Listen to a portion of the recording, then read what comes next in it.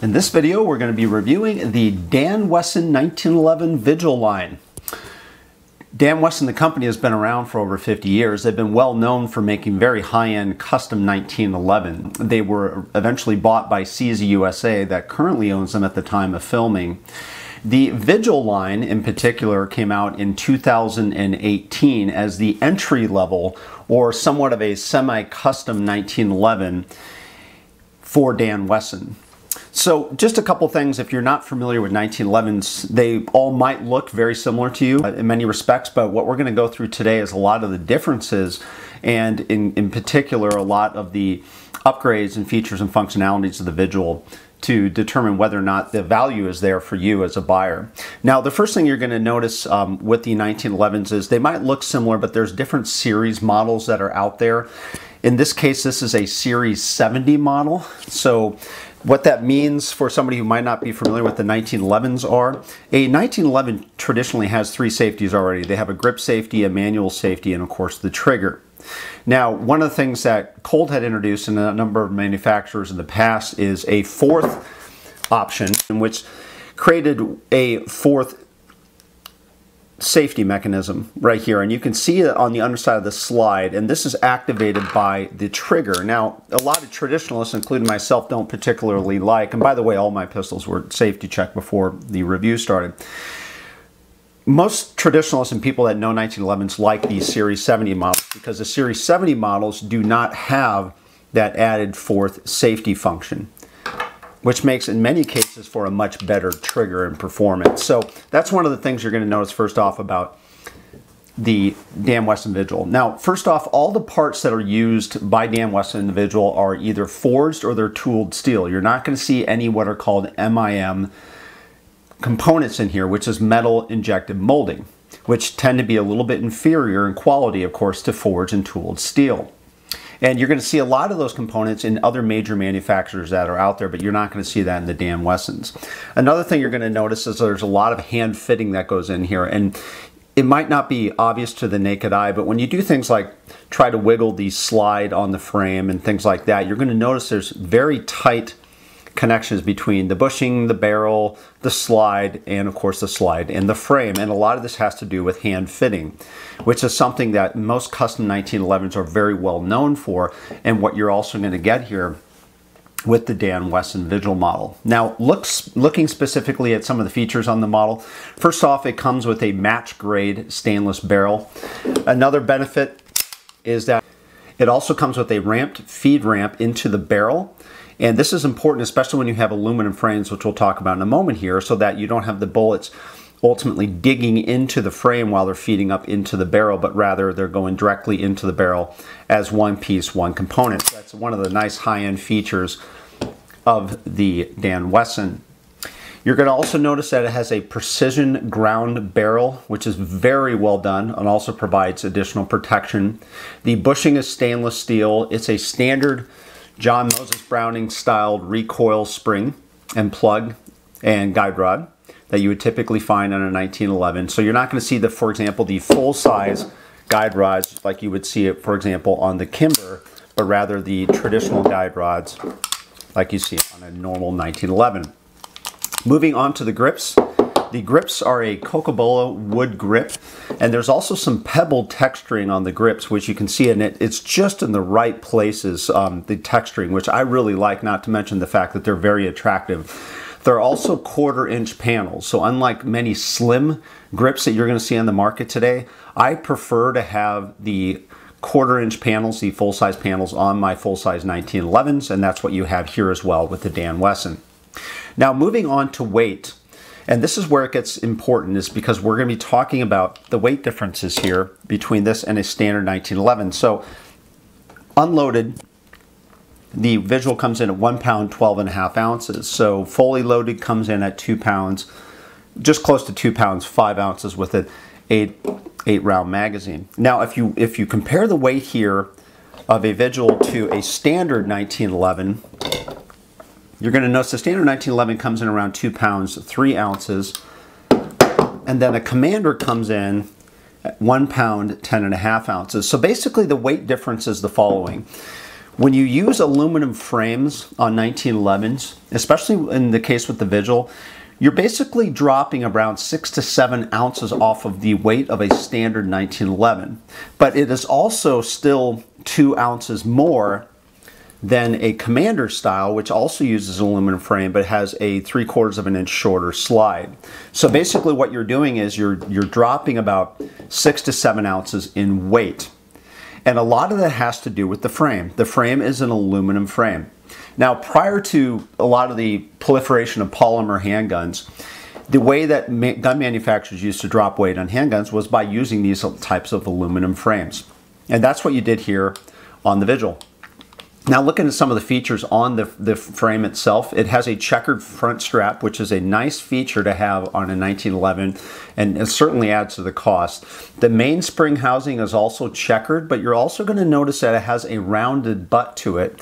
It's not a full bobtail, but it's a rounded butt so that it makes it for easier carry. And if you contrast that, for example, to the more traditional sharp ends that you would see on a 1911, this just makes it a little bit smoother, a little bit easier, very nice feature to add.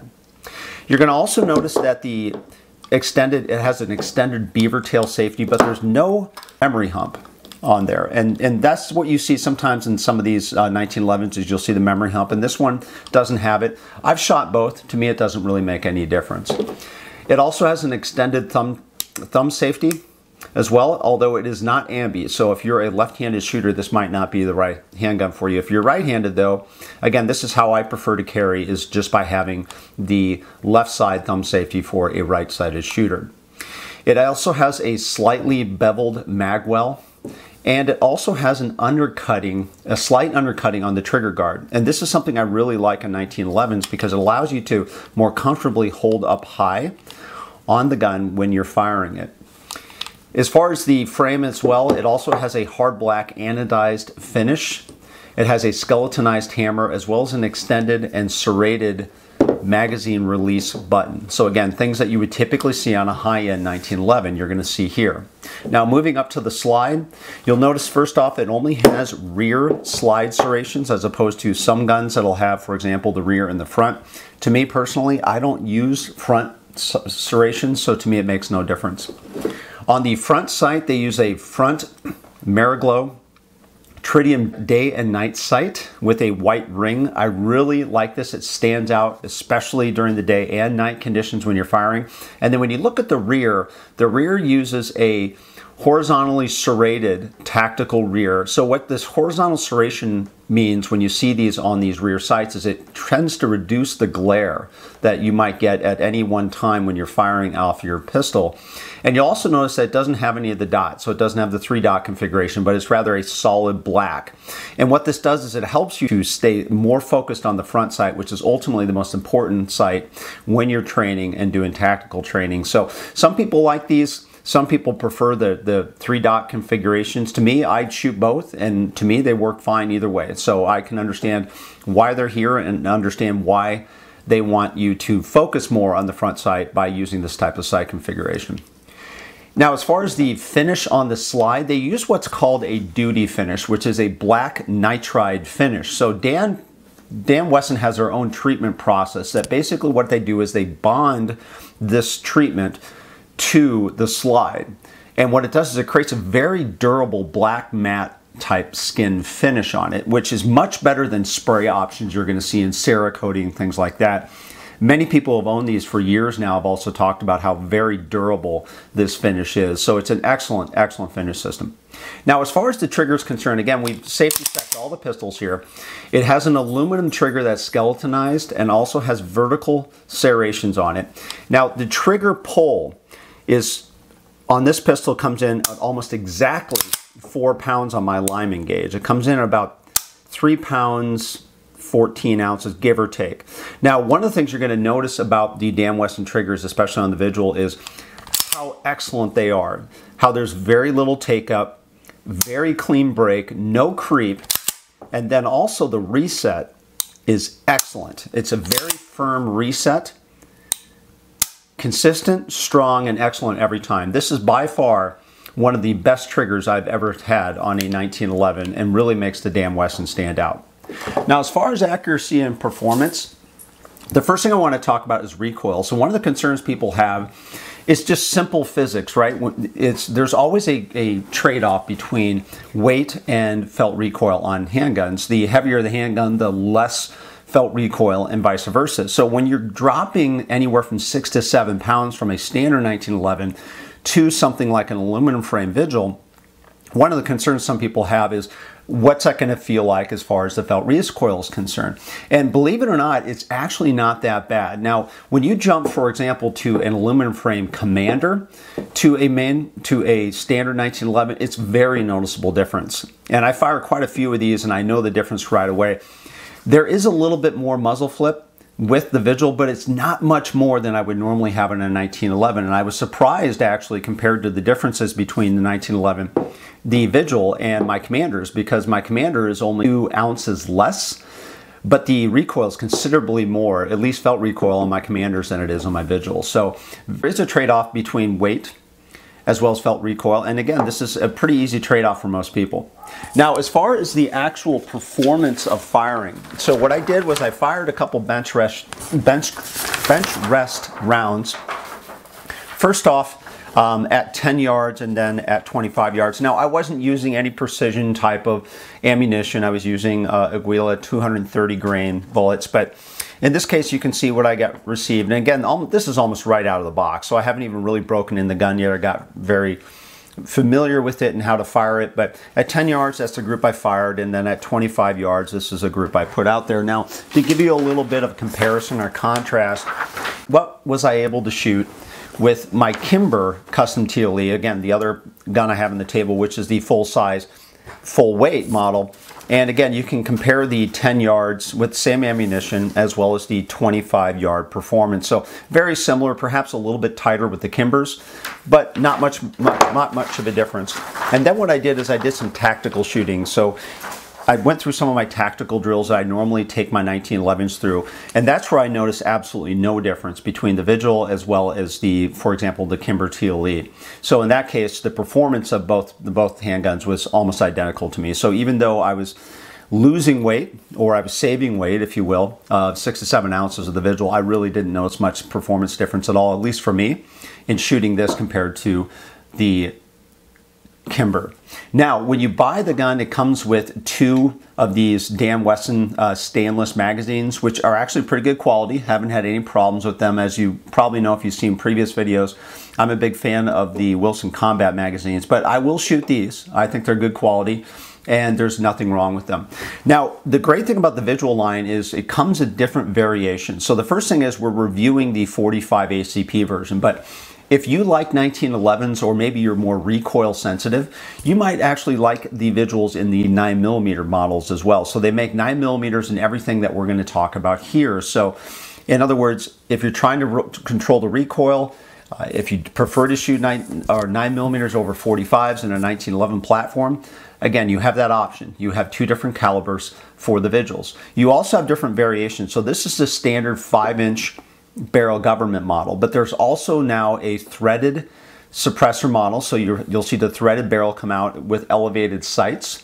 There's also the Commander model, similar to this, where you cut down the slide by 3/4 of an inch, and then there's what's called the CCO model, where they actually cut down the grip as well. So you've got a shorter slide as well as a shorter grip. So you have different variations in 2 different calibers currently, 45 ACP and 9mm. Now, as far as final thoughts and observations, one of the things that have been reported over the past few years with some of the Vigils when they first came out was some surface rusts on the hammer. Now, I haven't seen this yet in my testing, and I will certainly update this over time. And I've also contacted Dan Wesson to find out if this being a known issue, if it has been rectified. But there is a slight issue, at least with some of the previous models, with the hammer rust, surface rust on the hammers. Is it that big of a deal to me? Not really, because worst case, I can always replace the hammer if I need to down the road. It's not that big of a deal, but there is something that was going on there with that. The other thing you're going to notice, again, just typical Dan Wesson, is the fit and finish. And one of the ways you can test the fit and finish on a 1911 is take the frame and take the slide and try to wiggle them and see how tight it is on the frame. And in this case, there's no wiggle whatsoever. And then of course you can also test out when you assemble and disassemble how strong and how good the fit is between the barrel and the bushing and the slide and other types of components on the gun. But as far as the fit and finish, these are excellent. And you know, the contrast that, for example, if you take a standard stock production 1911, you're going to see a little wiggle, and you can even hear it here where you've got just a little bit of wiggle on there. And it's not necessarily a bad thing. It's just a difference between a custom 1911 that tends to have better quality than a standard stock production 1911, which takes us to value. There are many high-end custom 1911s on the market today. Now currently the MSRP for the Vigil online is around $1,200, and there's other custom 1911s out there that cost literally thousands of dollars more, but in some cases they're only, in my opinion, only about 10 to 20% better than what you really get with the Vigil. So even though you might be paying thousands more, you're really only getting maybe 10 to 20% increased quality.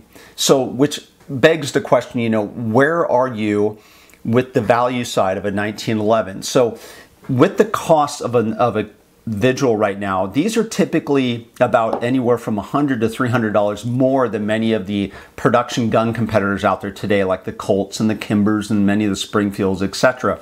So is the value there? Well, when you factor in all the features that I talked about a moment ago, as well as the fitting and the finishes, many people would say yes. In fact, you could really make an argument that if you wanted a really good 1911 and you want to get the highest value 1911 you could without spending too much for a 1911, a Vigil might actually be that perfect 1911 that you're looking for. Now, the final thing I would add is, you know, who is the Vigil really good for? Well, the first thing is, since it's an aluminum frame gun, this is not something that you would buy to use for target competition, etc. I would always use my standard government model 1911s for that, or I would use traditionally things like my Kimber custom TLE for that. It's a little bit heavier weight, a little bit more stable. I can usually get better performance out of that if I'm doing competition target shooting or things of that nature. But if you do carry 1911s, and especially if you carry them for defensive use, that's where the Vigil probably shines for you. It's, again, saving you weight, around 6 to 7 ounces in weight. And just to know what that means in contrast, a typical 8-round magazine for a 1911, a full 8-round magazine, comes in around 8 ounces. So you're almost saving the full weight of a magazine by carrying something with an aluminum frame like this. So it makes carrying the 1911s a lot easier. Now, you also might want to size down a little bit and maybe go with the Commander models or the CCO model. But even with the Commander models, the Vigil 5-inch is only 2 ounces more than if I get the Commander model of the same Vigil, which means it's only 2 ounces, right? But I have a longer sight radius, better control. So again, it's the trade-offs that you can look for. But as far as I'm concerned, the Dan Wesson really nailed it. And if this is their entry-level model, they really did a fantastic job. High quality, shoots exceptionally well. In my opinion, it's probably one of the best values on the market today in the 1911 space. And if you like this video or you like our channel, please subscribe on YouTube. And thanks for watching.